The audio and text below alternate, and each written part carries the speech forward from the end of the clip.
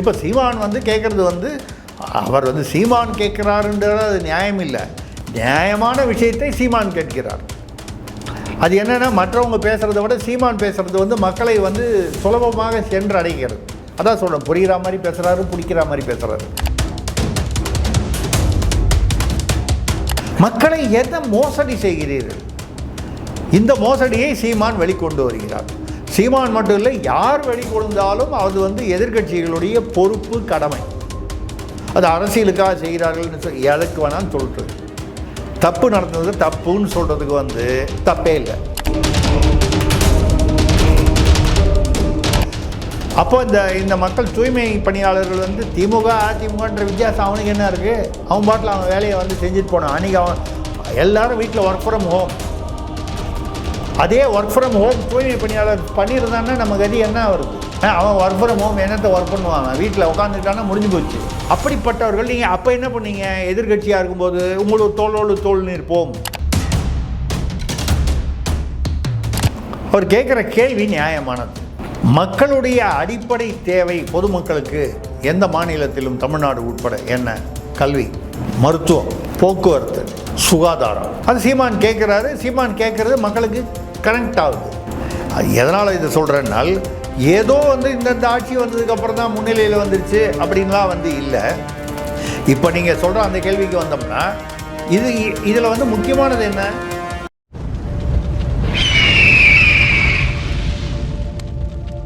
அரசியல் கருத்து நேயர்களுக்கு வணக்கம். இன்று நம்மோடு இணையும் சிறப்பு விருந்தினர் மூத்த பத்திரிகையாளர் திருசக்தியார் அவர்கள். வணக்கம் சார். வணக்கம் சரண், சொல்லுங்கள். எப்படி இருக்கீங்க சார்? நான் நல்லா இருக்கேன் சார். நேற்றைய தினம் துப்புரவு பணியாளர்கள் உரிமை மீட்புக்காக நாம் தமிழர் வந்து ஒரு போராட்டத்தை வந்து முன்னெடுத்திருந்தாங்க. இது மிகப்பெரிய வரவேற்பையும் தமிழ்நாடு மக்கள் மத்தியில் ஏற்படுத்தியிருந்தது. இதில் குறிப்பாக ஒரு சில விஷயங்கள் அவர் சொன்னது வந்து சர்ச்சைக்குரிய விஷயமாக மாறி இருக்குது. பல கேள்விகள் வந்து ஆளும் அரசாங்கத்துக்கு மீதும் ஏற்படுத்தியிருக்கு. குறிப்பாக கல்வி, மருத்துவம், போக்குவரத்து துறை இதெல்லாம் வந்து தனியார் மயமாக்கிடுவீங்க. இந்த மாதிரி சாராயத்துறையை மட்டும் வந்து கவர்மெண்ட்டாக லீகலாக நடத்துறீங்க. அந்த மாதிரி பல கேள்விகளை வந்து அடுக்கியிருக்காரு. எப்படி சார் பார்க்குறீங்க இந்த விதயத்தெல்லாம்? இல்லை, இந்த மாநாடு வந்து என்னை பொறுத்த வரைக்கும் ஒரு மிகப்பெரிய ஒரு ஒரு ஒரு ஒரு மக்களிடையே ஒரு விழிப்புணர்ச்சி. இது சீமான் தான் இந்த மாநாடு இந்த தூய்மை பணியாளர்கள் விஷயத்தில் வந்து போராட்டம் பண்ணுறாருன்னு இல்லை. மற்ற எதிர்கட்சிகளும் அவங்கவுங்க ஸ்டைலில் பண்ணிக்கிட்டு இருக்காங்க. ஆனால் சீமான் ஒரு விஷயத்தை பேசும்போது மக்களுக்கு புரிகிற மாதிரியும் பேசுகிறாரு. நான் சொல்கிறது பாமர மக்களுக்கு, அடித்தட்டு மக்களுக்கு புரிகிற மாதிரியும் பேசுகிறாரு, பிடிக்கிற மாதிரியும் பேசுகிறார். இது ரெண்டும் முக்கியம் ஒரு தலைவருக்கு. அந்த வகையில் நான் அவருடைய அந்த முழு மாநாட்டு பேச்சையும் பார்த்தேன். அதான் முதல்ல ஆரம்பத்தில் அந்த அம்மா ஸ்டெல்லாவா அவங்க பேசுகிறாங்க, அடுத்து பின்னால் 2 பேர் பேசுகிறாங்க. அதெல்லாம் தாண்டி அவர் சீமான் அவர்கள் பேசின கிட்டத்தட்ட 3/4 மணி நேரம் பேசினார்னு நினைக்கிறேன். நான் கேட்டது கிட்டத்தட்ட இருக்கும். அது மாதிரி வந்து கேட்டேன் முழுசாக. அவர் கேட்குற கேள்வி நியாயமானது. மக்களுடைய அடிப்படை தேவை பொதுமக்களுக்கு எந்த மாநிலத்திலும் தமிழ்நாடு உட்பட என்ன? கல்வி, மருத்துவம், போக்குவரத்து, சுகாதாரம். கல்வி எல்லா சாதாரணமாக வந்து நீங்கள் வந்து அரசு பள்ளியில் வந்து எல்லாம் தனி. அரசு பள்ளியில் படிக்கிறவெல்லாம் ஒன்று ஆசிரியர் வந்து இல்லை, அங்கே ஆசிரியரே இல்லாத பள்ளி, இல்லை ஆசிரியர்கள் பற்றாக்குறை. ஏற்கனவே பகுதி நேர ஆசிரியர்கள்லாம் வந்து அவங்களுக்கு சம்பளம் கொடுக்க பணி நிரந்தரம் கேட்டு போராட்டத்தில் இருக்காங்க. சின்ன சின்ன பள்ளிகளில் பார்த்திங்கன்னா ஒன்று ஆசிரியர்கள் குறைவாகவோ இல்லாமையோ இருக்காங்க. சில இடத்துல வந்து வித்தியாசமாக அபூர்வமாக பார்த்திங்கன்னா ஒரே ஒரு மாணவன் இருக்கான், அங்கே 2 வாதியாக இருக்கார். ஏதோ ஒரு நியூஸ் வந்துச்சு. அவன் என்ன பண்ணுவான்? இந்த 2 வாதியார் அவனை போட்டு சித்திரவதை பண்ணிடுவாங்க பாடம் எடுக்கிறேன்னு சொல்லி. எதுக்கு? ஒரே ஒரு மாணவன் இருக்கிற பள்ளிக்கு 2 ஆசிரியர் எதுக்கு? நான் வந்து அந்த ஆசிரியரை வீட்டுக்கு போக சொல்லணும்னு சொல்ல. ஏன் அங்கே ஒரே ஒரு மாணவன்? அந்த சுற்றுப்புற கிராமங்களிலிருந்து போய் வந்து நீங்களெல்லாம் கூட்டுகிட்டு வரணும். மக்களை வந்து அந்த பள்ளியில் வந்து சேர்ப்பதற்கு என்ன செய்யணுமோ அது செய்யணும். ஒரு காலம் அந்த கிராமத்தில் வந்து சேர்கிறதுக்கு பஸ் இல்லைன்னா பஸ்ஸு ஏற்பாடு பண்ணணும் போக்குவரத்துக்கு. ஆக இப்படி கல்வியின் நிலைமை வந்து மோசமாக இருக்குது. பேசும்போது தமிழ்நாடு முதல் மாநிலமாக இருக்குது, அப்படியே ரெட்டை இலக்கத்தில் வந்துச்சு, அது வந்துருச்சு, இது வந்துருச்சுன்னெலாம் சொல்கிறாங்க. அதாவது எத்தனையோ வட மாநிலங்களை விட தமிழ்நாடு என்பது அந்த காலத்தில் இருந்தே நான் சொல்கிறது வந்து நான் எந்தவித கட்சி பாகுபாடு ஒரு அதெல்லாம் ப்ரிஃபரன்ஸ் எல்லாம் இல்லாமல் சொல்கிறேன். காங்கிரஸ் ஆண்ட காலத்தில் இருந்தே, அதாவது 67க்கு முன்னால் இருந்தே தமிழ்நாடு என்றைக்குமே வந்து ஓரளவுக்கு பொருளாதாரத்திலும் மற்ற தொழில் விஷயங்களிலும் வந்து முன்னிலையில் இருந்திருக்கிறது. இதில் யார் வந்து காங்கிரஸ்காரனால் வந்துச்சா, திமுக காரனால் வந்துச்சா, அதிமுக காரனால் வந்துச்சா, எதிர்கட்சிகள்லாம் எதிர்த்ததுனால வந்துச்சா, அதுக்குள்ளேயே நான் அந்த அரசியலில் போகல. நான் சொல்கிறது தமிழ்நாடு. ஒரு தடவை வந்து யாரோ ஒரு தலைவர் பேசினார் டெல்லியில், இந்தியா வந்து அகலத்துலேருந்து மேலேருந்து இப்படி இருக்கும் பார்த்தீங்கன்னா, இந்தியா வரைபடம் இப்படி பார்த்தீங்கன்னா இப்படி வருது. எந்த அளவுக்கு குறுகலாக போகிறதோ அந்த அளவுக்கு மக்களுக்கு அங்கே குறுக அறிவு கூர்மை அதிகமாகிறதுன்னு பேசுனாங்க. தென்னாட்டில்லாம் தமிழ்நாடு உட்பட இந்தியா எப்படி வருது பார்த்திங்கன்னா, அப்படியே அகலமாக இருந்து குறுகலாக வந்து இப்படி வந்து அப்படி கன்னியாகுமரியில் வந்து முடியுது. இந்த அகலம் குறைய கூர்மையாக ஆக அங்கே மக்களுக்கு அறிவு கூர்மை அதிகம். ஆக தமிழனுக்கு தென்னாடு அப்படின்னு பொதுவாக வச்சுங்க, குறிப்பாக தமிழர்களுக்கு இங்கே தானே முடியுது அறிவு கூர்மை அதிகம். இது வந்து திமுக வந்ததுக்கு முன்னால் பின்னால் நான் அப்படிலாம் பேச தயாராக இல்லை. சுதந்திரத்துக்கு அப்புறம் அப்படி தானே நம்ம பேசணும். அப்படி இருந்ததுனால தானே வந்து வெள்ளைக்காரன் இருக்கும்போதே டெல்லியில் அவங்க ஆண்டபோது தமிழ்நாட்டை சேர்ந்த அல்லது அன்றைக்கி மதராஸ் மாகாணத்தை சேர்ந்த எத்தனையோ பேரை வந்து இங்கே உள்ள அதிகாரிகளை எடுத்துக்கொண்டு போய் அவன் டெல்லியில் வேலைக்கு வச்சது கல்கத்தா. அப்போ கல்கத்தா தான் முதல்ல வந்து தலைநகரமாக வச்சுருந்தான், அரசியல் தலைநகரம். அப்புறம் தான் டெல்லி வந்துச்சு, மாற்றினாங்க. ராபர்ட் கிளைவ் வந்தபோது கல்கத்தா தான். ஏன் வந்து இங்கே தென்னாட்டிலிருந்து குறிப்பாக தமிழ்நாட்டிலிருந்து கூட்டு போய் வச்சாங்க? இவர்கள் கல்வி அறிவு உள்ளவர்கள். இல்லை அதை தவிர வந்து அந்த அந்த அப்சார்பிங் பவர்னுவாங்க. ஒருத்தர் ஒரு விஷயத்தை சொன்னால் அதை புரிஞ்சுக்கிட்டு கரெக்டாக வேலை செய்கிறது. கற்பூரம். அப்போது அந்த அளவுக்கு வந்து தமிழர்கள் அறிவு கூர்மை அதிகம். இப்போ இதனால தான் பார்த்தீங்கன்னா எல்லா விஷயங்களையும் பொதுவாக இத்தனை திராவிட ஆட்சிகள் வந்து எவ்வளோ மோசமாக ஆட்சி நடத்தினாலும் அதை தாண்டி இன்றைக்கி தமிழர்கள் இந்த நிலைமையில் இருக்கான்னா அதுக்கு காரணம் தமிழினத்துடைய பெருமை. அந்த காலத்திலேயே வந்து மருத்துவத்திலையும் இதுலேயும் வந்து சித்தர்கள் நூலில் இல்லாத மருத்துவமாக தமிழ்நாட்டு சித்தர்கள் ஆல்பர்ட் ஐன்ஸ்டீன் கண்டுபிடிச்சாரு, அவர் கண்டுபிடிச்சாரு, இவர் கண்டுபிடிச்சாருன்னு வெள்ளக்காரன் பேராக சொல்கிறாங்க. அதுக்கெல்லாம் 1000 வருஷம் 2000 வருஷம் 3000 வருஷம் முன்னாலேயே இங்கே தமிழ்நாட்டில் கண்டுபிடிக்கப்பட்ட பல விஷயங்கள் இருக்குது. எதனால் இதை சொல்கிறேன்னால், ஏதோ வந்து இந்த ஆட்சி வந்ததுக்கப்புறம் தான் முன்னிலையில் வந்துருச்சு அப்படின்லாம் வந்து இல்லை. இப்போ நீங்கள் சொல்கிற அந்த கேள்விக்கு வந்தோம்னா இதில் வந்து முக்கியமானது என்ன? கல்வியில் என்ன பண்ணியிருக்கு இந்த திராவிடம்னு சொல்லும்போது பொதுவாக திமுகவையும் அதற்கு பின் வந்த அதிமுகவையும் சொல்கிறோம். என்ன பண்ணியிருக்கு? இன்ஜினியரிங் காலேஜ் பூரா வந்து யார் நடத்துகிறா? மெடிக்கல் காலேஜ் பூரா யார் நடத்துகிறா? நீட் தேர்வு பிரச்சனை எதனால்? நீங்களே நீட் தேர்வை கையெழுத்து போடுவீங்க உங்கள் காந்தி செல்வனை வச்சு யூபிஏ அரசில்.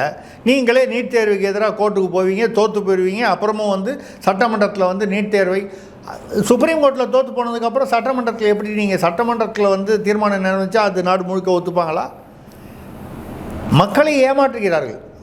சரி, கல்வியெல்லாம் பண்ணீங்க, அதில் வந்து ஹிந்தி கற்றுக் கொடுக்கூடாது, ஹிந்தி தெரியாது போடா. யாருக்கு? அரசு பள்ளி. உங்கள் வீட்டில் உங்கள் குடும்பத்தில் நடத்துகிற பள்ளியில் திமுககாரர்கள் வந்து அமைச்சர்கள் நிர்வாகிகள் நடத்துகிற பள்ளிகள்லாம் வந்து சிபிஎஸ்சி. அதில் ஹிந்தி உண்டு, சமஸ்கிருதமும் உண்டு. ஹிந்தி, சமஸ்கிருதம், ஃப்ரெஞ்சு, ஜெர்மன் எல்லாம் உண்டு. நான் ஹிந்தியை வந்து நான் கூட தான் ஹிந்தி கற்றுக்கிட்டேன். ஹிந்தி பிரச்சார சபாவில் போய் தனியாக கற்றுக்கிட்டேன். எனக்கு ஹிந்தி தேவை இடத்துல நான் யூஸ் பண்ணுவேன். அட்லீஸ்ட் ஒருத்தர் பேசினா புரியுது, பதிலுக்கு என்னால் பேச முடியுது. ஐயா கருணாநிதி அவர்கள் என்ன சொன்னார்? ஏன் வந்து எத்தனையோ திமுக உறுப்பினர்கள் இருக்கும் பொழுது, திமுக போராளிகள் உழைப்பாளிகள்லாம் இருக்கும் பொழுது உங்கள் பேரன் தயாநிதி மாறனை வந்து எம்பி ஆக்குனீங்கன்னு கேட்டபோது, என் பேரன் வந்து இங்கிலீஷ் நல்லா பேசுவான், அதை தவிர அவனுக்கு ஹிந்தி நல்லா பேசுவான். ஏன் உங்கள் வீட்டு பேரன் வந்து எம்பி ஆகணுன்னா ஹிந்தி படிக்கணும்? எங்கள் தமிழ் பிள்ளைகள் வந்து அரசு பள்ளியில் விருப்பப்பட்டால் ஹிந்தி படிக்கிறதுல என்ன தப்பு? அவனை நான் கட்டாயப்படுத்தி நான் ஹிந்தி படிக்க சொல்ல, அவன் விருப்பப்படுறான். ஆமாம், ஏன் கும்மிடி பூண்டி தாண்டி போய் வேலை பார்க்கணுன்னா இப்போது நான் இந்தியை வந்து கட்டாயப்படுத்தணும்னு சொல்லவே இல்லை. எந்த மொழியையுமே கட்டாயப்படுத்துவது தவறு, கூடாது, எதிர்க்க வேண்டும். ஆனால் கற்றுக்கொள் இவங்க வந்து என்ன பண்ணிட்டாங்கன்னா, ஹிந்தி கற்றுக்கூடாது, ஹிந்தி கூடாது, ஹிந்தி கூடாதுன்னு வெளியில் எல்லார்ட்டையும் சொல்லிட்டு, இவங்க குடும்பம் இவங்க வகைரா மட்டும் ஹிந்தியை கற்றுக்கிட்டு அங்கே போய் கனிமொழி அங்கே போய் ஹிந்தியில் தானே பேசினாங்க. பிரதமர் அப்போ மன்மோகன் சிங் வரும்பொழுது கலைஞர் வீட்டில் வந்து பார்க்கும்பொழுது அப்போ வந்து அவர் ஹிந்தியில் பேசும்போது யார் வந்து அங்கே மொழிபெயர்த்தாங்க? கனிமொழி அவர்கள். கனிமொழி ஹிந்தி கற்றுக்கலன்னா வந்து அது நடந்திருக்குமா? அது அதாவது இப்போ கல்வி இன்ஜினியரிங் காலேஜ், மெடிக்கல் காலேஜ் எல்லாத்தையும் பிரித்து கொடுத்துட்டீங்க. நர்சரி ஸ்கூல் கூட உங்கள் குடும்பத்தில் வச்சுக்கிட்டீங்க. உங்கள் குடும்பத்திலேருந்து திமுக நிர்வாகிகள் நீங்கள் தனியார் கொண்டு போயிட்டீங்க. தனியார்னு வந்தாலே உங்கள் ஆட்கள் தான், திராவிட கட்சியை சேர்ந்தவர்கள் தான். தனியார் நிறுவனம்லாம் கிடையாது. வேறு தனியார் வந்து கொஞ்சம் பேர் இருக்காங்க. பட் பெரும்பாலும் யார் இருக்காங்க பாருங்கள். நீங்கள் இப்போ எல்லா இன்ஜினியரிங் காலேஜும் லிஸ்ட் எடுங்க, அதுக்கு பின்னால் யார் இருக்காருன்னு பாருங்கள். ஒரு திமுக எம்எல்ஏ இருப்பார். திமுக அதிமுக பொதுவாக தமிழ்நாட்டு எம்எல்ஏக்கள், எம்பிக்கள், முன்னாள் எம்எல்ஏக்கள், எம்பிக்கள், வட்டம் மாவட்டம், இல்லை அவங்க சொந்தக்காரன், பினாமி, இப்படி தானே இருக்காங்க. இப்போ கூட இந்த கிட்னி சிறுநீரக கடத்தல், சிறுநீரகத்தை வந்து இந்த மாதிரி அது காசு கொடுத்து ஏழைகளிடம் ஏமாற்றி நெசவாளர்கள் பெண்களிடம் பறித்து 5 லட்ச ரூபாய்க்கு சொல்லி ஏமாற்றி வாங்கி 50 லட்ச ரூபாய்க்கு தனலட்சுமி சீனிவாசன் கல்லூரி பெரம்பலூரில். இனி வரைக்கும் பெரம்பலூரில் வந்து ஒரு ஜென்ரல் ஆஸ்பத்திரி கிடையாதுங்க. தெரியுமா உங்களுக்கு? எவ்வளோ பெரிய மாவட்டம், அதுவும் எப்படிப்பட்ட மாவட்டம்? பெரம்பலூர் மாவட்டத்தில்தான் ஆதி தமிழர்கள் என்று சொல்லக்கூடிய பட்டியலினத்தை சேர்ந்தவர்கள் அதிகமாக கணிசமாக இருக்கக்கூடிய ஒரு பகுதி வந்து பெரம்பலூர் மாவட்டம். இந்த பெரம்பலூர் மாவட்டத்தில் ஒரு பெரிய அரசு மருத்துவமனை கிடையாது. எல்லாரும் எங்கே போய் சேரணும்னா தனலட்சுமி சீனிவாசன்கிற அந்த யார், அந்த சீனிவாசன் இப்போ இல்லை, அவர் திமுகவில் இருந்தார். அவர் பையன் கதிரவன் இப்போ எம்எல்ஏ, திமுக எம்எல்ஏ. அவங்களோட இதில் அந்த கிட்னி அவங்கள இன்வால்வ்டு. அதுக்கப்புறம் திருச்சியில் நேரு அவர்களுடைய சொந்தக்காரரோ இல்லை வேண்டியவரோ சித்தாரா ஆஸ்பத்திரி. இப்போ ரெண்டுத்துக்கும் என்ன பண்ணிட்டாங்க, அந்த கிட்னி டிரான்ஸ்பிளான்ட் பண்ணுற அந்த உரிமையை ரத்து பண்ணியிருக்கு. ஆஸ்பத்திரி நடக்கலாம், கிட்னி டிரான்ஸ்பிளான்ட் பண்ணக்கூடாது. ஏங்க வேறு எதுனா டிரான்ஸ்பிளான்ட் பண்ணலாமா? வேறு மூளையை கூட ட்ரான்ஸ்ஃபர் பண்ணுவாங்க, விட்டாலும் அதை கூட செஞ்சுருவாங்க. நீங்கள் கிட்னி தானே வந்து பண்ணக்கூடாதுன்னு ஆர்டர் போட்டிங்க. இப்படி நீங்கள் கல்வி கையில் எடுத்துட்டீங்க. தனியார் என்கிற பெயரில் எடுத்தது யார்? அரசாங்கம். திமுக அல்லது சில இடங்களில் அதிமுக. போத்தா சொல்கிறேன் சார். இந்த அரசாங்கம் இல்லை, இந்த அரசாங்கம்னு சொன்னால் அதிமுக வெளியே போயிடுது இல்லை, நான் அப்படி சொல்லலை. ஏன்னா வந்து ஏன்னா கட்சிகள் ஏங்க அதிமுகலேருந்து வந்த 9 பேரோ 10 பேரோ இங்கே அமைச்சராக இருக்கான். இன்றைக்கி எந்த செந்தில் பாலாஜி வந்து மாஃபியான்னு சொல்லி அங்கே ஸ்டாலின் பேசினாரோ, அவரை வந்த உடனே சிறைக்கு அனுப்புவேன்னு சொன்னாரோ, அவர் தான் இப்போ வந்து இங்கே வந்து ஒரு மிகப்பெரிய கோலோச்சும் தலைவராக இருக்கிறார். இன்னொருத்தர் இப்போ தான் விட்டு போட்டுன்னு இருக்காரு. ஆமாம். ஆனாலும் வந்து பார்த்திங்கன்னா இப்படி, அதாவது கல்வி தனியார் தனியார்னு சொல்லி இவங்க எடுத்துட்டாங்க. மருத்துவம் பூரா, மெடிக்கல் காலேஜ் பூரா முக்கால்வாசி இவங்க வகைரால அது வந்துருச்சு மருத்துவம். ஏன்னா உங்களுக்கு காலேஜ் வந்து ஆஸ்பத்திரி வந்துடுது. அதுக்கப்புறம் நீங்கள் பார்த்தீங்கன்னா போக்குவரத்து, பஸ் விடுறவங்க பூரா. ஏன்னா இப்போ நீங்கள் எங்கேயுமே பாருங்கள், ஆம்னி பஸ்ஸுக்கும் இந்த கவர்மெண்ட் பஸ்ஸுக்கும் ப்ராப்ளம் வரும்போது என்னென்னா, அந்த கவர்மெண்ட்டு பஸ்ஸுடைய கண்டக்டரு டிரைவருக்கு என்ன பண்ணுவாங்க, கொஞ்சம் காசு கொடுத்துருவாங்க. ஏதோ ஒரு நம்ம சாதாரணமாக ஒரு 100-200 என்னத்துக்குன்னா, ஆம்னி பஸ்ஸு முன்னால் விட்டுறணும். இது வந்து 10 மணிக்கு கிளம்பணும் பஸ்ஸுன்னா, வேணும்ன்ட்டு ஒரு 5 நிமிஷம் தள்ளி கிளம்பணும். அவன் 9:59 ஃபுல்லாக வர கும்பல்லாம் ஏற்றிக்கிட்டு போயிடுவான். இவங்க காலியாக போவாங்க. அவன் வெறுன்னு முன்னால் போயிட்டுருப்பான். தப்பி ஏதாவது கொஞ்சம் ஸ்பீடாக கிடையாது. நம்ம போக்குவரத்து பஸ்ஸு தமிழ்நாட்டில் இன்றைக்கி திமுக அரசில் இருக்கிற பஸ்ஸு வந்து வேகமாகலாம் போனாலே சந்தோஷம். ரோட்டில் திடீர்னு முன் டயரு தனியாக ஓடுது, பின் டயரு தனியாக போகுது, ஆக்சிலோடு தனியாக உட்காருது, கண்ணாடி விழுது, மேலேருந்து தண்ணி சொட்டுது, அவன் கொடையை வச்சுக்கிட்டு பஸ்ஸுக்குள்ளே உட்காந்துருக்கான். பஸ்ஸில் போகிறதே வந்து ஒரு பெரிய கிட்டத்தட்ட ஏதோ விண்வெளி பயணம் மாதிரி ஒரு பெரிய அட்வென்ச்சராக இருக்குது, சாதனையாக இருக்குது. அப்படி இருக்கக்கூடிய, ஆனால் ஆம்னி பஸ்ஸு நீங்கள் ஒரு பண்டிகையின் போதும் பாருங்கள், தீபாவளி, பொங்கல், கிறிஸ்மஸ்ஸு, இந்த மற்ற இந்த லீவ் நாள் 3 நாள் சேர்ந்த மாதிரி வரும்போது 1500 மேலே வந்து நீங்கள் யாரும் சார்ஜ் பண்ணக்கூடாதுன்னு சொல்லுவாங்க. சொல்லிவிட்டு 3000 சார்ஜ் பண்ணுவான் அந்த ஆம்னி பஸ்ஸு. நீங்கள் வந்து அவன் யாரோன்னு நினச்சி பார்த்தீங்கன்னா எல்லாம் இவங்களோட பினாமி தான். வெளியில் ஒரு அறிவிப்பு, உள்ளுக்குள்ளே நடக்கிறது வேறு. ஜனங்க வந்து இங்கேருந்து இப்போ வந்து அவன் திருநெல்வேலிக்கு போனோம், வழக்கமாக வந்து 750 ரூபா டிக்கெட்டு, 3000 ரூபா சொல்கிறாங்க. பண்டிகைக்கு அவன் போய் குடும்பத்தோடு இருக்கணும். என்ன பண்ணுவான் அவன்? 3000 ரூபா கொடுக்கலன்னா எப்படி போவான்? ரயிலில் டிக்கெட்டு ஓரளவுக்கு தான், ரயிலில் வந்து ஃபுல்லாகிடுச்சுன்னா ஏற முடியாது. ஃப்ளைட்டில் எல்லாம் போகிற வசதி எல்லா ஊருக்கும் இல்லை, போகிற பொருளாதார வசதி இல்லை. அப்போது போக்குவரத்தும் நீங்கள் தனியார்கிட்ட போயிடுச்சு. இப்போ சீமான் சொன்னதை வந்து நம்ம இன்னும் கொஞ்சம் விரிவாக பேசுகிறோம். அவர் சொன்ன பாயிண்ட்டை இதெல்லாம் பண்ணிட்டீங்க. சரி, சுகாதாரம்ங்கிறது என்ன? குப்பை மேலாண்மை. சுகாதாரம்னா என்ன? சுத்தமாக இருக்கிறதுனாலே குப்பையை சரி பண்ணுறது தான். இந்த பள்ளிக்கரணையில் போய் பாருங்கள். அவர் சொன்ன மாதிரி ஒரு காலத்தில் பள்ளிக்கரணை எனக்கே ஞாபகம் இருக்குது. ஏன்னா கல்லூரி காலங்கள்லாம் வரும்போது அதெல்லாம் நிறைய பறவைகள் வந்து உட்காந்துருக்கும். அப்படியே அங்கே தூரத்துலேருந்து இந்த சின்னதாக அப்போல்லாம் வந்து ஒரு பைனாகுலர் வாங்கினா ஒரு 10 பேருக்கு ஒரு பைனாகுலர் வாங்கி வச்சுக்கிட்டு என்கிட்ட கூட மாறி பார்ப்போம். வாங்கி பார்த்தா அந்த பைனாகுலரில் பார்த்தா அது பச்சை கலரில் ஒரு நீல கலரில் பறவை, இந்த மாதிரி ஒரு பறவைகள். நீங்கள் அந்த பக்கம் மனுஷனே தாண்டி போக முடியல, நாத்தம் பிடுங்குது. இப்படி நீங்கள் வந்து அந்த குப்பையை இங்கே தூய்மை பணியாளர்கள் இந்த கொரோனா பீரியடில் அவர் சொல்கிற மாதிரி அவ்வளோ பேர் வீட்டுக்குள்ளே பயந்துட்டு உயிருக்கு பயந்துக்கிட்டு உட்காந்துட்டு இருந்தோம். ஆனால் உள்ள உட்கார சாப்பிட்டுக்கிட்டு தானே இருந்தீங்க. கடையில் போய் அப்போ திறந்துருந்த ஒரே கடை வந்து ஒன்று சாப்பாட்டு கடை, இல்லை மளிகை கடை, மெடிக்கல் 3 தான். அதான் மெடிக்கல், மருத்துவம், இது அடிப்படை அவசியம். இதை தாண்டி நகை கடை திறந்துருச்சா? துணி கடை திறந்துருச்சா? கார் ஷோரூம் திறந்துருந்தாங்களா? பைக் ஷோரூம் திறந்துருந்தாங்களா? இல்லையே. அப்போ அங்கே போய் அதை வாங்கிட்டு அந்த குப்பை, ஏதோ ஒரு குப்பை அது வெளியே தானே வரும், வீட்டுக்கு தானே வருது.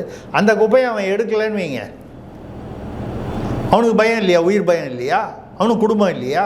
அதெல்லாம் தாண்டி அவன் வந்து அதை வந்து அந்த சமயத்தில் வந்து சென்னை மாநகரத்தையோ இல்லை மற்ற நகரங்களையோ இல்லை மற்ற பகுதிகளையோ சுத்தமாக வைத்து கொண்டால், இந்த நம்ம தமிழ்நாட்டில் இருக்கிறதுனால தமிழ்நாடு பற்றி பேசுகிறோம். அவன் இமாச்சல பிரதேசத்தை பற்றி பேசலையா? உத்தரப்பிரதேசத்தை பற்றி அதை அவன் பேசிக்கிட்டோம். நம்ம இங்கே பேசுவோம், நம்ம வீட்டு கதையை நம்ம பேசுவோம். தமிழர்கள் இந்த அளவுக்கு கொரோனா அளவில் வந்து நாடு முழுக்க பார்த்தீங்கன்னா வந்து பாதிக்கப்பட்டவர்கள், உயிரிழந்தவர்களில் வந்து குறைவான அளவு தான் தமிழ்நாட்டில் இருந்தாங்க. மற்ற மாநிலங்களோடு ஒப்பிடும்போது மக்கள் தொகை கணக்கில் விகிதாச்சாரத்தில் பார்த்தால் குறைவானவர்களாக. அந்த குறைவானதாக இருந்து இவ்வளவு பேரை உயிர் பிழைக்க வைத்தது யார்? தூய்மை பணியாளர். வெள்ளம் வந்து அடிச்சுட்டு போய் வீட்டில் இருந்தது இல்லாதது, இந்த பொருள், பாத்திரம், பண்டம், அது இது சாப்பாட்டுக்கு வச்சுருந்தது எல்லாத்தையும் வாரி கொண்டாந்து ரோட்டில் கொண்டாந்து போட்டுருச்சு. மிக குறைந்த காலத்தில் மறுபடியும் அந்த சாலைகளையும் முடிந்த அளவுக்கு அந்த பகுதிகளையும் வந்து மக்களுடைய பயன்பாட்டிற்கு கொண்டு வர முடிந்தது என்றால் யாரால் முடிந்தது? இதில் குறிப்பாக நீங்கள் கவனிக்க வேண்டியது, வெள்ளம் வந்ததும் வந்து அதிமுக பீரியடில் வந்தது, கொரோனா பீரியடும் ஏறத்தாழ வந்து அதிமுக பீரியடில். நான் வந்து அதிமுக பீரியடில் வந்தது திமுகன்னு இல்லை. ஆக அந்த சமயத்தில் இவர்கள் இவ்வளவு பாடுபட்டார்கள். கொரோனா வந்து திமுகவையும் பார்க்கலாம், அதிமுகவையும் பார்க்கலாம், அது எப்போ வரணுமோ வந்துச்சு. நான் சொல்கிறது வந்து அந்த சமயத்தில் அதிமுக ஆட்சியில் இருந்தது. அப்போ இந்த மக்கள் தூய்மை பணியாளர்கள் வந்து திமுக அதிமுகன்ற வித்தியாசம் அவனுக்கு என்ன இருக்குது? அவன் பாட்டில் அவன் வேலையை வந்து செஞ்சுட்டு போனான். அன்றைக்கி அவன் எல்லோரும் வீட்டில் ஒர்க் ஃப்ரம் ஹோம். அதே ஒர்க் ஃப்ரம் ஹோம் தூய்மை பணியாளர் பண்ணியிருந்தான்னா நம்ம கதி என்ன வருது? சரியாக இருக்காது. அவன் ஒர்க் ஃப்ரம் ஹோம் என்னத்தை ஒர்க் பண்ணுவாங்க? வீட்டில் உட்காந்துக்கிட்டான்னா முடிஞ்சு போச்சு. அந்த குப்பைகள் அழுகி இன்னும் எதிரில் நின்று கை கொடுத்தாலே வியாதி வந்துடும் சொல்லக்கூடிய அப்போது குப்பைகள்.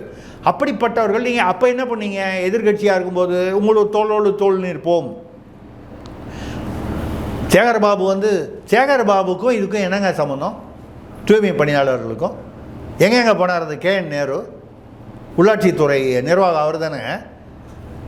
அதிகமாக பாதிக்கப்படுபவர்கள் வந்து ஆதி திராவிடர்கள் என்றால், ஆதி தமிழர்கள் என்றால், பூர்வீக தமிழர்கள் என்றால் அதுக்குன்னு ஒரு ஆதி திராவிடத்துறை கயல்வெளின்னு ஒரு அம்மா வச்சுருக்கீங்க. அந்த அம்மா வரணும். அதாவது தூய்மை பணியாளராக இருந்தால் அவர் வந்து ஒரு குறிப்பிட்ட சாதி தான் அப்படின்னு நம்ம வந்து அதை வரையறுக்க முடியாது. எந்த சாதியில் இருப்போனும் அதில் வந்து பல சாதிகள் கலந்துருக்கும்.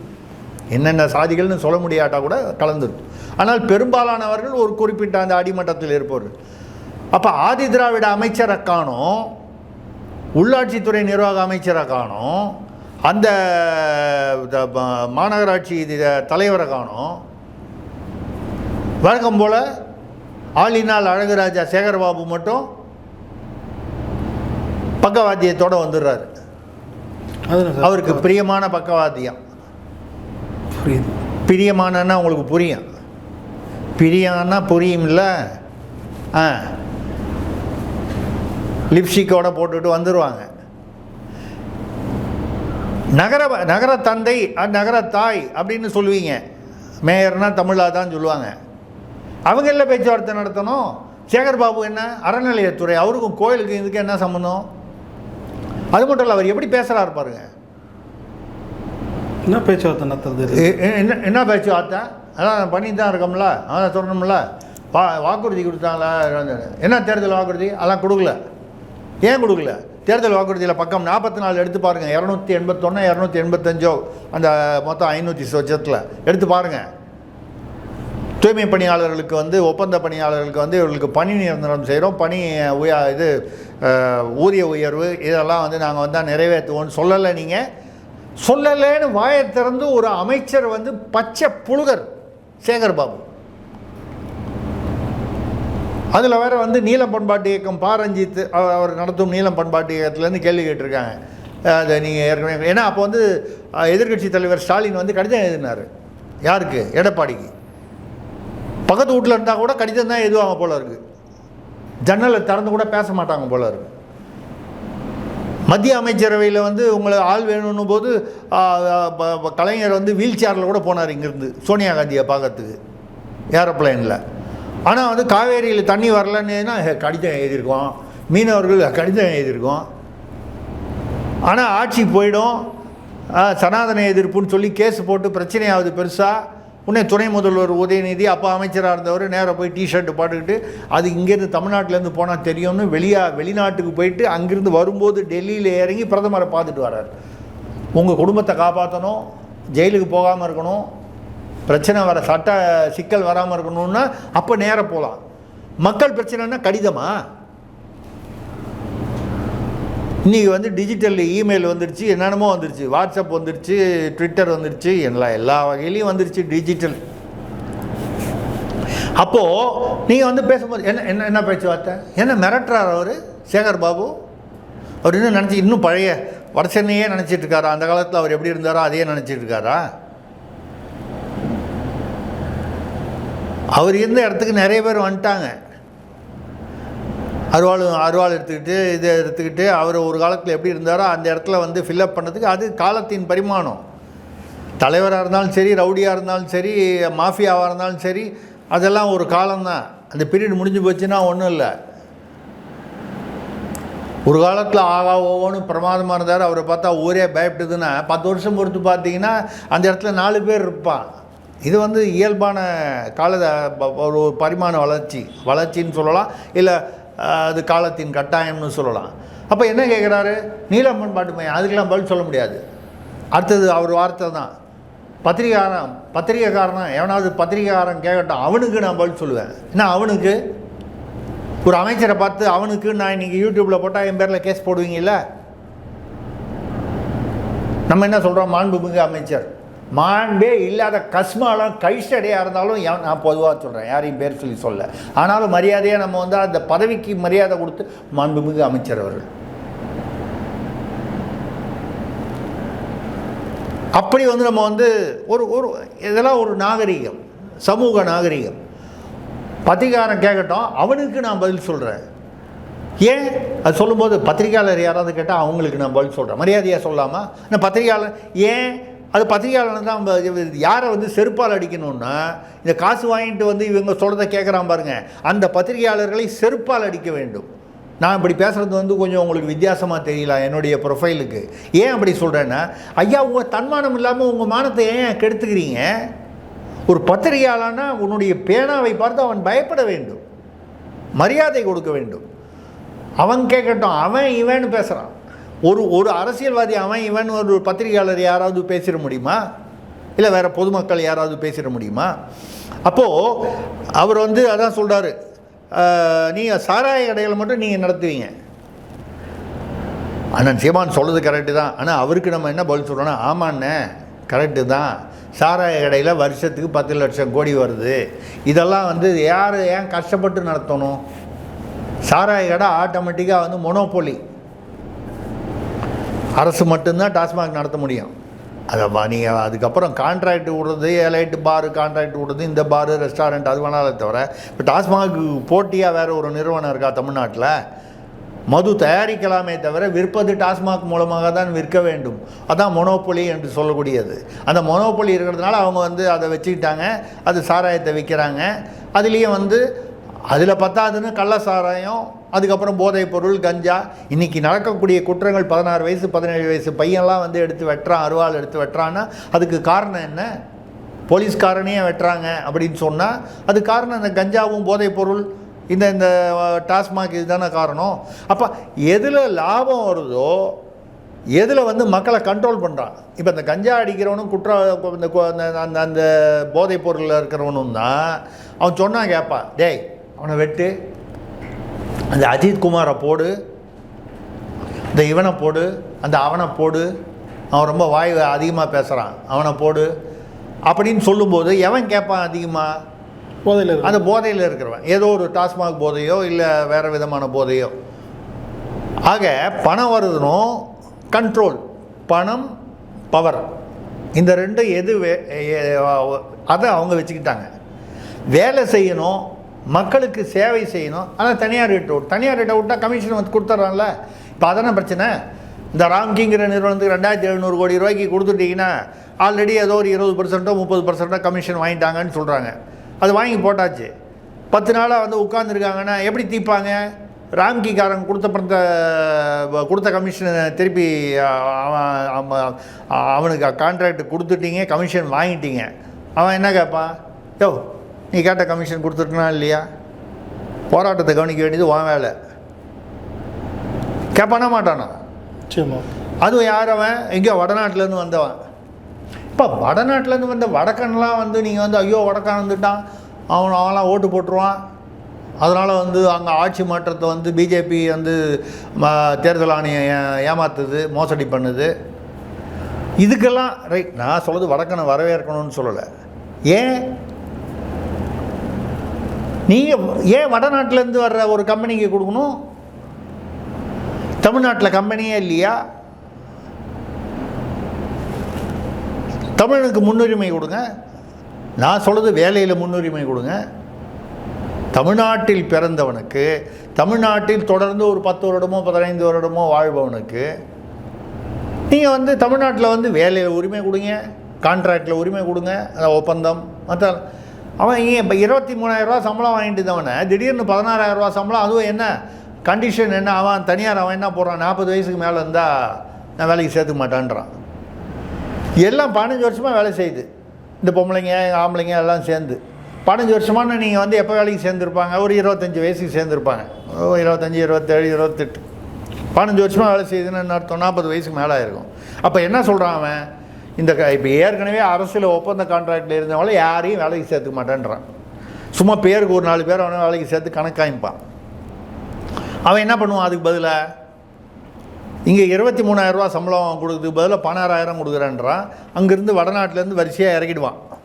உத்தரப்பிரதேசத்துலேருந்து, பெங்கால்லேருந்து, ஒரிசாலேருந்து இறக்கி கொண்டாந்து இங்கே ஒரு பெரிய டார்மிட்ரி போட்டு அவங்களுக்கு டெய்லி சப்பாத்தி போடுற மாதிரி போட்டான்னா அவனுக்கு வேலை கரெக்டாக நடக்குது. அவனை ஏன் செய்கிறான்னு சொல்ல முடியாது. நீங்கள் வீட்டில் கதவு ராத்திரி திறந்து விட்டுருவீங்க, ஜன்னல்லாம் திறந்து வச்சுருவீங்க, சந்தோஷமாக காத்தாட படுத்து தூங்குவீங்க. அப்புறம் மறுநாள் காலையில் ஐயோ திருட தூக்கிட்டு போயிட்டான், திருட தூக்கிட்டு போயிட்டான்னா, நான் வடநாட்டுக்காரர்களை திருடர்கள் என்ற அர்த்தத்தில் சொல்ல. உங்களுடைய பாதுகாப்பு, உங்களுடைய வேலை, உங்களுடைய சம்பாத்தியம், உங்களுடைய வாழ்வாதாரம் நீங்கள் தான் பாதுகாத்துக்கணும். ஆக இந்த குப்பை அழுவதை அவங்ககிட்ட விட்டுறீங்க. இது 10 நாளாக பேசுகிறதுக்கு இதில் என்னங்க இருக்குது? அதில் வேறு மிரட்டுறீங்க. 10 நாளாக பேசுகிறதுக்கு இதில் என்ன இருக்குது? அவர்களை வந்து தனியார்கிட்ட கொடுத்து திருப்பி வாங்குங்க. இல்லை அந்த தனியார்கிட்ட வந்து 40 வயசா 45 வயசு, ஏன்னா 60 வயசா? என் வயசுக்கு இன்றைக்கி உட்காந்து வந்து நான் வந்து ஸ்டூடியோவை போய் பேசிக்கிட்டு இல்லையா? ஏன் எழுதி மூச்சு இருக்கிற வரைக்கும் நான் பேசிக்கிட்டு தான் இருப்பேன், எழுதிக்கிட்டு தான் இருப்பேன். அப்படி இருக்கும்போது 40 வயசு என்ன ஏதாவது ஓய்வு பெறும் வயசா? ஆண்களோ பெண்களோ வேலை செய்ய முடியாதா? அப்போ நீங்கள் என்ன செய்யணும்? அந்த ராம்கி கொடுத்துட்டீங்க. யாரெல்லாம் இங்கே வந்து வேலை பார்த்தானோ அவனெல்லாம் ஒருத்தனை கூட விடாமல் நீ வேலைக்கு வைக்கணும். இங்கே என்ன சம்பளம் கொடுத்தாங்களோ ₹1 குறையக்கூடாது. குறைந்தபட்சம் அவனுக்கு உன்னுடைய கான்ட்ராக்ட் 3 வருஷம்னா 3 வருஷம் அவனுக்கு பணி நிரந்தரம் நிச்சயம் தேவை. செய்யலாமே. இல்லை கான்ட்ராக்டை கேன்சல் பண்ணுங்க. அரசு குப்பை அள்ளுறதுக்கே ஒரு துப்பு இல்லாத அரசு, குப்பைத்தொட்டி அரசு, குப்பைத்தொட்டிக்கு தகுதி இல்லாத அரசு, நம்மளை ஆட்சியாளர்கள் அங்கே போய் நீங்கள் சீமான், அது யார் சீமான் சொல்கிற மாதிரி நம்ம தப்பு தான். குப்பை எங்கே இருக்கணும்? குப்பை தொட்டியில் இருக்கணும். குப்பையை கொண்டு போய் கோபுரத்தில் உட்கார வச்சிங்கன்னா இப்படி தான் இருக்கும். அப்போது நீங்கள் வந்து இப்போ வந்து குப்பை அள்ளுவதை நீங்கள் வெறும் சாராய கடைகளில் மட்டும் நடத்துகிறாங்க. நீங்கள் வேணால் பாருங்கள், கொஞ்ச நாளில் மறுபடியும் தப்பி தவறி 2026 அப்படியெல்லாம் நடந்துடக்கூடாது, நடக்காது என்று நம்புவோமாக மறுபடியும் திமுக ஆட்சிக்கு வரக்கூடிய ஒரு துரதிர்ஷ்டம் தமிழ்நாட்டுக்கு ஏற்படுமானால் நீங்கள் வந்து பார்த்தீங்கன்னா அடுத்தது என்ன பண்ணுவாங்க? பாவையர் அழகு நிலையங்கள். பாவையர்னா பொம்பளைங்க பார்லரில்.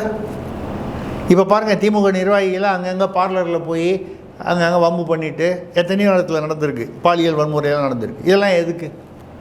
ஞானசேகரன் என்ன பண்ணார்? தியாகமாக பண்ணார். அவர் என்ன பிரியாணி கடை மட்டுமா நடத்தினார்? மாடியிலேயே, இதை எங்கள் வீட்டு பக்கத்தில் தான், எங்கள் ஏரியாவில் தான் மாடியிலேயே பார்லர் ஒன்று நடத்தினார். அந்த பார்லரில் தான் கூட்டி கழித்து எல்லாம் கொடுத்தாரு. கூட்டி கொடுத்தார், கழித்து கொடுத்தார், எல்லாம் கொடுத்தார் அவர் முக்கியமான சார்களுக்கெல்லாம். அப்போ அடுத்தது வந்து என்ன பண்ணுவீங்க? சாராய கடை நடத்திட்டீங்க. இதுக்கப்புறம் என்ன செய்யலாம் நீங்கள்? ஏன்னா உங்களுக்கு தான் கல்வியை கழட்டி விட்டீங்க, போக்குவரத்தை கழட்டி விட்டீங்க, சுகாதாரத்தை கழட்டி விட்டீங்க, மருத்துவத்தை கழட்டி விட்டீங்க. முக்கியமான மக்களுக்கு வேண்டியதெல்லாம் அதெல்லாம் தனியார், அதில் கமிஷன் வந்துடுது. அவன் அது மக்கள் நாசமாக போகட்டும். அடுத்தது நீங்கள் பாவையர்கள் அழகு நிலையங்கள் நடத்துங்க. டாஸ்மாக் நடத்தலாம், பார்லர் நடத்தக்கூடாதா? அப்புறம் அந்த பார்லருன்ற பேரில் அங்கே என்ன நடக்குன்றதெல்லாம் உங்களுக்கு தெரியும். அப்புறம் வந்து இந்த கோயில்களில் ரெக்கார்ட் டான்ஸ் ஆடுபவர்களுக்கு ஒரு சங்கம் வைக்க சொல்லுங்கள், அதுக்கு ஒரு அமைப்பு வைக்க சொல்லுங்கள். முடிஞ்சால் அண்ணன் சேகர் பாபுவே அதையும், ஏன்னா கோயில்னு வந்ததுனால அவரையும் சேர்த்து போடுங்க. இந்த கோயிலில் ரெக்கார்ட் டான்ஸு. ஸோ அரசு என்ன பண்ணுது? பார்லர் நடத்துது, பார்லருங்கிற பேரில் வேறு என்னென்னமோ நடத்துது. அப்புறம் வந்து இந்த கோயில்களில் ரெக்கார்ட் டான்ஸு கேட்டால் கோவிலில் குத்தாட்ட தமிழர் பண்பாட்டு கலைகள் அப்படின்னு அதுக்கு ஒரு பேர் வச்சுருவாங்க. பண்பாட்டு கலையில் அது வச்சுருவோம். இந்த பண்பாடு, தமிழர் பண்பாடு கலை இப்படிலாம் பேர் வச்சோன்னா உடனே திராவிட பாரம்பரியம், நம்ம கலாச்சாரம், இதானே நடக்குது. ஏன் கோயிலில் போய் பாருங்கள், ஒரு திருவிழாலையும் தமிழர் பண்பாட்டு கலைகள்னால் எதுங்க? ஒரு ஒரு அந்த அந்த நாட்டியங்கள், பரதநாட்டியம் தான் நான் சொல்லலை, எத்தனையோ விதமான கிராமிய நடனங்கள் முதற்கொண்டு அதுதான் கிராமிய நடனங்கள் இருக்குது. இல்லை ஒரு ஒரு விளையாட்டுன்னு சொன்னால் சிலம்பாட்டம் இருக்குது, கபடி இருக்குது, தமிழ்நாட்டிலிருந்து போன இந்த சிலம்பாட்டம், இந்த அதே மாதிரி டான்ஸில் வந்து மயிலாட்டம், ஒயிலாட்டம் எத்தனையோ இருக்குது. அதெல்லாம் இருக்காது. சினிமா பாட்டை போட்டு அரைகுறை ட்ரெஸ்ஸோடு வந்து தேய்ச்சிக்கிட்டு 2 ஆம்பளை பொம்பளை எங்கே? கோயில் மண்டபத்தில், கோயில் திருவிழாவில்.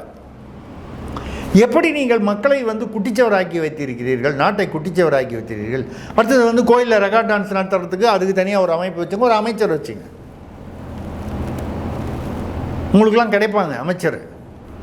ஏன்னா ஒரு காலத்தில் ரெக்கார்ட் டான்ஸ் ஏற்பாடு பண்ண ஆள் வந்து இன்றைக்கி அமைச்சராக இருந்திருப்பான். அப்படி தானே இருக்காங்க. அது மாதிரி நீங்கள் வந்து அதுக்கப்புறம் நீங்கள் வந்து இல்லை வீட்டுக்கே வந்து சொல்ல முடியாது. ரேஷன் கடை, ரேஷன் உண்மையிலேயே வீட்டுக்கு வருதுன்னு சொல்கிறாங்க. அது ஒன்றும் உருப்படியாக நடக்கிற மாதிரி தெரில. ரேஷன்லாம் வந்து வீடு வீடாக போகுது. இங்கே இல்லை, கேரளாவுக்கு கடத்தல் பண்ணி அங்கே வீடு வீடாக போகுது.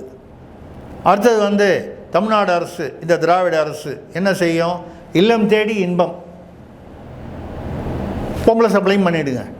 அது ஒன்று தான் பாக்கி இந்த அரசு பண்ணாது.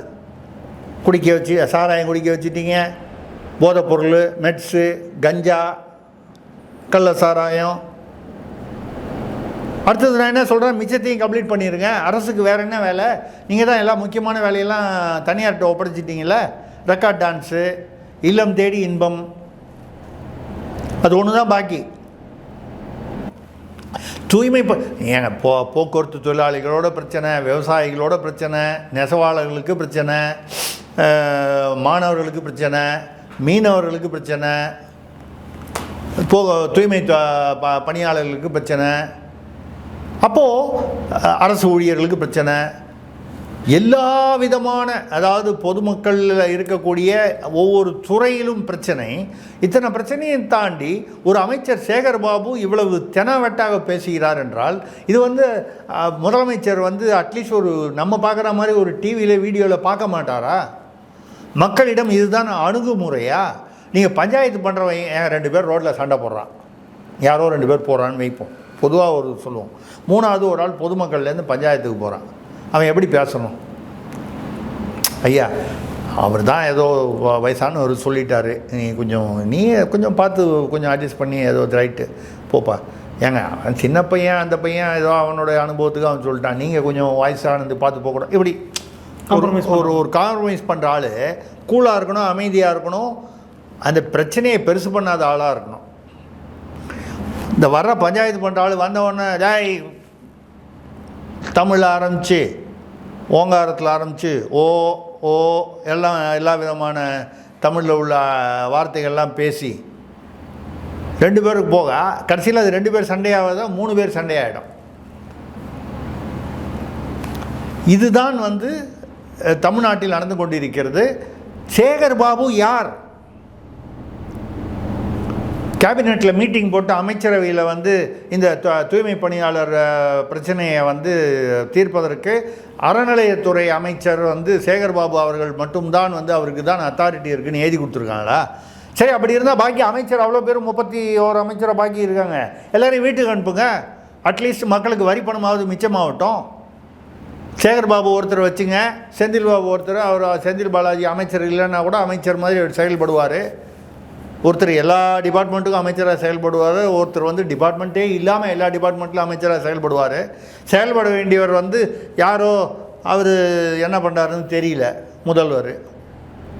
அவருக்கு யார் என்ன சொல்கிறாங்க, தகவல் போகுதா இல்லையா ஒன்றும் தெரியல. அந்த அளவுக்கு அவருக்கு அவரை சுற்றி ஒரு வட்டம் வரையப்பட்டு முதல்வரே இந்த அதிகாரிகளின் இல்லை சக அமைச்சர்களின் அவர்களால் சிறைப்படுத்தப்பட்டிருக்கிறார். நான் சொல்கிற சிறைப்படுத்தப்பட்டிருக்கிறார் என்பது தகவல் ரீதியில் சிறைப்படுத்தப்பட்டிருக்கிறார், அவரை தகவல் சென்றடையாமல். அப்போ நீங்கள் கேட்பீங்க, சென்றடைஞ்சால் மட்டும் அவர் என்ன பண்ணிடுவாருன்னு தெரியல. அட்லீஸ்ட் அவர்கிட்ட இன்ஃபர்மேஷன் போனாலாவது ஏதாவது அதில் ரியாக்ட் பண்ணுவாரான்னு எதிர்பார்க்கலாம். ஆனால் நடப்பதை பார்த்தால் இன்ஃபர்மேஷனே போகிற மாதிரி தெரியல, தகவல் போகிற மாதிரி தெரியல.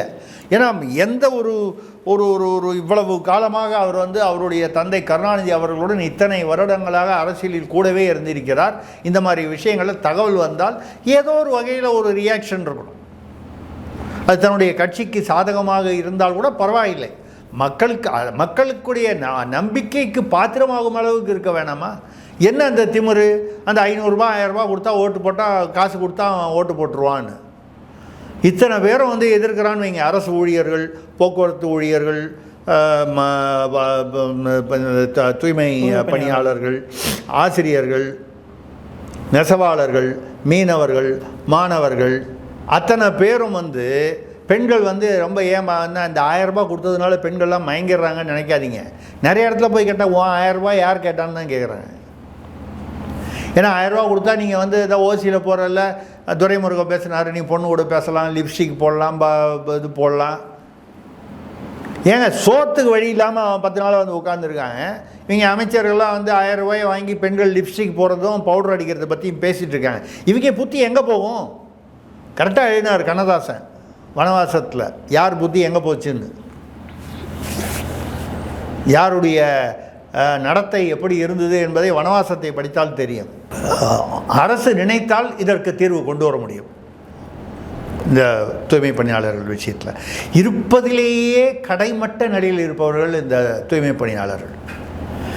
நாம் இன்றைக்கி வெள்ளையும் சொல்லையுமா சுற்றுறோம்னா அதுக்கு காரணம் அவங்களுடைய வயிற்றடிச்சர்களுக்கும் சாபத்திற்கும் ஆளாகாதீர்கள் என்பது தான் அது கூட ஒரு அம்மா ஒரு 2-3 பேர் பெண்கள் கோபமாக சாபம் கொடுக்குறாங்க.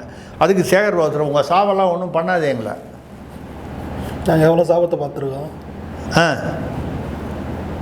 அப்புறம் நம்ம யாரையும் தனிப்பட்ட முறையில் பேசுவது நமது மரபல்ல, நமது பழக்கம் அல்ல. அதான் வருது. ஒரு வீட்டில் சொந்த பொண்ணே போய் அப்பா பேரில் எங்கேயோ போய் ஒரு போலீஸ் ஸ்டேஷனில் கம்ப்ளைண்ட் கொடுக்குறதுங்கிறது எவ்வளோ கேவலமான ஒரு நிலைமை. யாருக்கோ வருது, அது யாரையும் நம்ம குறிப்பிட்டு பேசலை. அதெல்லாம் என்ன, இந்த மாதிரி வெயிட்டடிச்சல் அந்த சாபம்தான். இவ்வளோ நாள் பண்ணதுக்கே இந்த சாபம்னா இப்போ பண்ணுற பாவத்துக்கெல்லாம் இன்னும் சாபம் ரொம்ப மோசமாக இருக்கும்.